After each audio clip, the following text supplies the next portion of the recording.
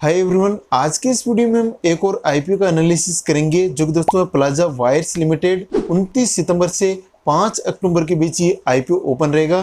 तो आज के इस वीडियो में हम इस कंपनी की बिजनेस, फाइनेंशियल्स, वैल्यूएशन और आईपीओ से रिलेटेड डिटेल और जीएमपी को देखेंगे। अगर आप इस आईपीओ में इंटरेस्टेड है तो इस वीडियो को अंत तक जरूर देखिए और इस चैनल पर आप नए हैं तो चैनल को सब्सक्राइब जरूर करें। सबसे पहले दोस्तों इस कंपनी के बिजनेस की बात करें तो यहाँ पर ये कंपनी इनकॉर्पोरेट हुई थी 2006 में और ये एक एफएमईजी यानी fast moving electrical goods company है जो कि वायर्स की मैन्युफैक्चरिंग, सेलिंग एंड मार्केटिंग करती है। और वायर्स के अलावा ये कंपनी एल्यूमिनियम केबल्स को भी मैन्युफैक्चर करती है। और इस कंपनी का जो फ्लैगशिप ब्रांड है वो प्लाजा केबल्स है। और इस कंपनी की रीच की बात करें तो इस कंपनी के पास वर्तमान में 1249 से ज्यादा ऑथोराइज्ड डीलर है। और यहाँ पर इस कंपनी के 3 ब्रांच ऑफिसेज है जो कि राजस्थान, उत्तराखंड और उत्तर प्रदेश में है। तो यहाँ पर दोस्तों बेसिकली कंपनी एक वायर बनाने वाली कंपनी है जो कि इलेक्ट्रिक सेक्टर की कंपनी है और इलेक्ट्रिक सेक्टर एक डिमांडिंग सेक्टर है। तो यहाँ पर दोस्तों कंपनी का जो सेक्टर है वो काफी अच्छा है और कंपनी का जो बिजनेस है वो भी काफी अच्छा बिजनेस है। इस सेक्टर में जो ऑलरेडी कंपनी है वो तेजी से ग्रो भी कर रही है, तो कंपनी का सेक्टर काफी अच्छा है। आईपीओ की इंपोर्टेंट डेट्स की बात करें तो यहाँ पर दोस्तों ये आईपीओ 29 सितंबर से 5 अक्टूबर के बीच ओपन रहेगा। इस आईपीओ का अलॉटमेंट होगा 10 अक्टूबर को, रिफंड आएगा 11 अक्टूबर को, डीमेट में शेयर्स आएंगे 12 अक्टूबर को और इस आईपीओ की लिस्टिंग होगी 13 अक्टूबर को। और इस आईपीओ में यूपीआई मैंडेट के लिए जो कट ऑफ टाइम है वो 5 PM है, यानी 5 अक्टूबर को 5 PM तक आप इस आईपीओ का पेमेंट कर सकते हैं। आईपीओ में इंपोर्टेंट लॉट साइज की बात करें तो यहाँ पर दोस्तों रिटेल के लिए मिनिमम एक लॉट है जिसमें आपको 277 शेयर मिलेंगे, यानी 277 शेयर मिलेंगे। एचएनआई कैटेगरी में अगर आप अप्लाई करना चाहते हैं तो मिनिमम आपको एसएचएनआई के लिए 14 लॉट के लिए अप्लाई करना पड़ेगा। और बिग एचएनआई कैटेगरी में अगर आप अप्लाई करना चाहते हैं तो मिनिमम आपको 67 लॉट्स के लिए अप्लाई करना पड़ेगा। तो अलग अलग कैटेगरी में अगर आप आईपीओ अप्लाई करना चाहते हैं तो इन लॉट साइज को भी जरूर ध्यान में रखिएगा। आईपीओ का प्राइस पॉइंट 51 रुपए से 54 रुपए पर शेयर है। इस आईपीओ का टोटल इश्यू साइज 71.28 करोड़ रुपए है जो कि दोस्तों पूरा का पूरा प्रेस इश्यू है। हमें यहाँ पर ओपर फॉर सेल देखने को नहीं मिलेगा, तो ये दोस्तों आईपीओ के लिए पॉजिटिव पॉइंट है। आईपीओ के थ्रू जो भी फंड रेज होगा उसको कंपनी अपनी नीड के हिसाब से यूटिलाइज कर सकती है। यही खास बात होती है प्रेस इश्यू की, क्योंकि दोस्तों प्रेस इश्यू डायरेक्टली कंपनी को मिलता है और कंपनी अपनी जरूरत के हिसाब से उसको यूटिलाइज कर सकती है। आईपीओ की लिस्टिंग बीएसई और एनएसई पर होगी और इस आईपीओ में रिटेल के लिए 10% का कोटा है और एचएनआईज के लिए यहाँ पर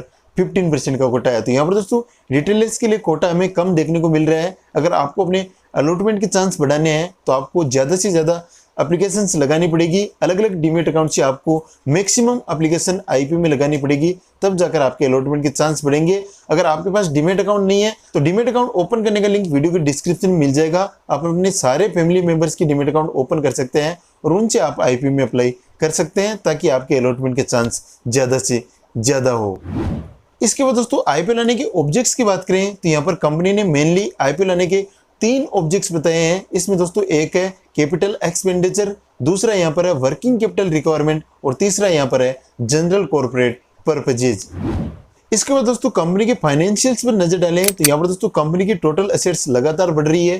फाइनेंशियल ईयर 2021 में कंपनी की टोटल एसेट्स 99.28 करोड़ रुपए थी जो कि दोस्तों फाइनेंशियल ईयर 2023 में बढ़कर 112.1 करोड़ रुपए हो चुकी है। तो यहाँ पर दोस्तों हमें टोटल एसेट्स में अच्छी ग्रोथ देखने को मिल रही है। कंसिस्टेंटली टोटल एसेट्स कंपनी की बढ़ रही है। टोटल रेवेन्यू की बात करें तो यहाँ पर दोस्तों कंपनी का टोटल रेवेन्यू फाइनेंशियल ईयर 2021 में 145.60 करोड़ रुपए था जो कि दोस्तों फाइनेंशियल ईयर 2023 में बढ़कर 182.60 करोड़ रुपए के आसपास हो चुका है। तो यहाँ पर दोस्तों हमें रेवेन्यू में भी अच्छी ग्रोथ देखने को मिल रही है। कंपनी का रेवेन्यू भी कंसिस्टेंटली बढ़ रहा है। यहाँ पर प्रॉफिट आफ्टर टैक्स की बात करें तो कंपनी का profit after tax financial year 2021 में 4.24 करोड़ रुपए था जो कि दोस्तों फाइनेंशियल ईयर 2023 में बढ़कर 7.51 करोड़ रुपए हो चुका है। तो यहाँ पर दोस्तों में प्रॉफिट में भी अच्छी ग्रोथ देखने को मिल रही है। कंपनी का प्रॉफिट भी लगातार बढ़ रहा है। कंपनी की नेटवर्थ 53 करोड़ रुपए के आसपास है और कंपनी पर टोटल डेट 39.7 करोड़ रुपए के आसपास है जो कि दोस्तों डेट टू इक्विटी रेशियो में देखें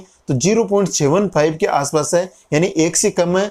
तो यहाँ पर कहीं ना कहीं कंपनी की जो डेट कंडीशन है वो भी सही है, कंपनी का जो डेट है अंडर कंट्रोल है, कंपनी के लिए डेट उतना बड़ा इश्यू नहीं है। लेकिन फिर भी दोस्तों स्मॉल कैप कंपनीज होती है उनके लिए इतना डेट भी ज्यादा होता है, तो कंपनी को यहाँ पर अपने डेट पर भी काम करना चाहिए, कंपनी को अपने डेट को रिड्यूस करना चाहिए। तो यहाँ पर दोस्तों कंपनी के जो फाइनेंशियल्स है ओवरऑल काफी अच्छे लग रहे हैं। यहाँ पर कंपनी की ग्रोथ भी अच्छी है, प्रॉफिट भी अच्छा है, कंपनी की टोटल एसेट्स और टोटल रेवेन्यू भी काफी अच्छी है और उनमें हमें ग्रोथ भी देखने को मिल रही है। तो यहाँ पर दोस्तों कंपनी के फाइनेंशियल्स काफी अच्छे लग रहे हैं।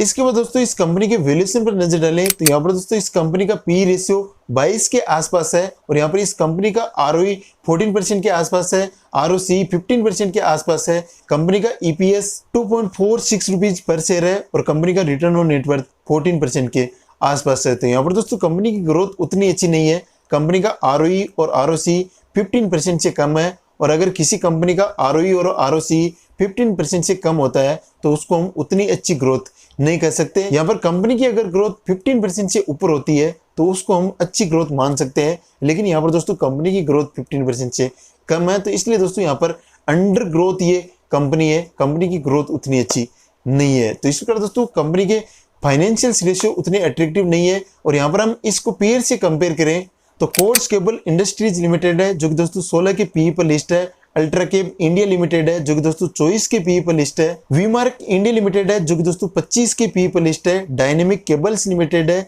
जो कि दोस्तों 32 के पीई पर लिस्ट है और पैरामाउंट कम्युनिकेशंस लिमिटेड है जो कि दोस्तों 23 के पीई पर लिस्ट है। तो यहाँ पर दोस्तों पेयर से कंपेयर करें तो यहाँ पर कंपनी का जो वैल्यूएशन है वो ठीक ठाक लग रहा है। यहाँ पर कंपनी एक रीजनेबल पी पर लिस्ट होने की कोशिश कर रही है।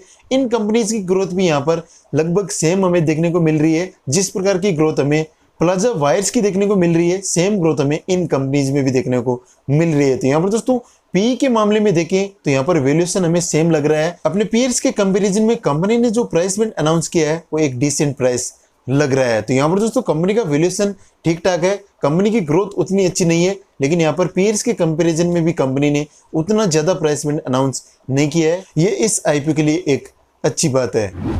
इसके बाद दोस्तों इस आईपीओ के ऑफिशियल रजिस्ट्रार की बात करें तो इस आईपीओ का ऑफिशियल रजिस्ट्रार केपिन टेक्नोलॉजीज लिमिटेड है, जिस पर आप अपना अलॉटमेंट स्टेटस देख सकते हैं। तो यहाँ पर दोस्तों आप केप इंटेक की वेबसाइट पर जाकर जैसे इसका अलॉटमेंट होगा तो वहां पर आप अपना अलॉटमेंट स्टेटस चेक कर सकते हैं। इस आईपीओ का अलॉटमेंट 10 अक्टूबर को होने वाला है, तो उस डेट पर आप अपना अलॉटमेंट स्टेटस केप इंटेक की वेबसाइट पर जाकर देख सकते हैं। अब हम दोस्तों बात करते हैं कि इस आईपीओ से हमें कितना लिस्टिंग गेन एक्सपेक्ट करना चाहिए, इस आईपीओ की ग्रे मार्केट में डिमांड कैसी है और हमें इस आईपीओ में कितना लिस्टिंग गेन देखने को मिल सकता है। तो यहाँ पर दोस्तों इस आईपीओ का ग्रे मार्केट प्रीमियम फिलहाल 12 रुपए के आसपास चल रहा है, जो कि दोस्तों रफली 22% के आसपास है।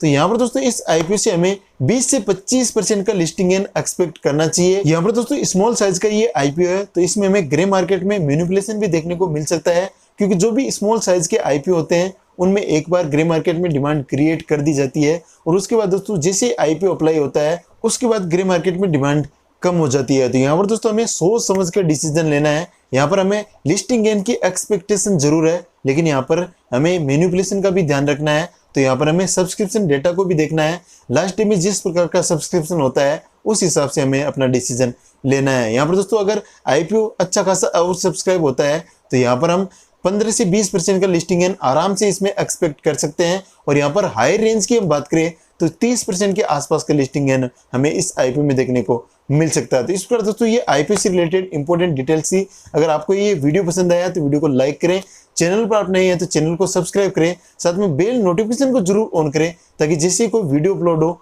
तो उसका नोटिफिकेशन आपको देखने को मिल जाए। तो चलिए दोस्तों मिलते हैं आपसे नेक्स्ट वीडियो में, तब तक के लिए जय हिंद, कीप लर्निंग।